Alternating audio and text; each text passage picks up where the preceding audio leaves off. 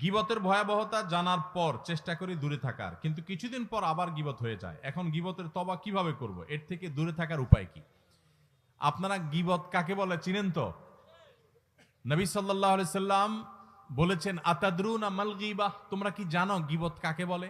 সাহাবীরা বলেছেন নবী সাল্লাল্লাহু আলাইহি সাল্লামকে, আল্লাহ এবং তার রাসূল ভালো জানেন। নবী সাল্লাল্লাহু আলাইহি সাল্লাম গীবতের সংজ্ঞা দিচ্ছেন, গীবত হলো যিকরুকা আখাকা মা ইয়াকরাহুহু, তুমি কারোর পিছনে যদি এমন কিছু বলো যেটা তার সামনে বলে সে মনে কষ্ট পাবে, এর নাম গীবত।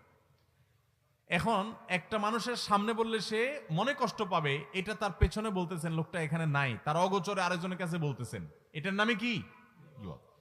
এখন যদি সেই দোষটা তার মধ্যে থাকে তাহলে তাহলেও কি গীবত হবে? গীবত হবে। আমাদের দেশে যারা গীবত করে, সবাই কম বেশি গীবত অনেক সময় হয়ে যায় আমাদের দ্বারা, আল্লাহ আমাদের মাফ করুক। গীবত করার ক্ষেত্রে কিছু লোক আছে যারা গীবত করে, গীবত করার সময়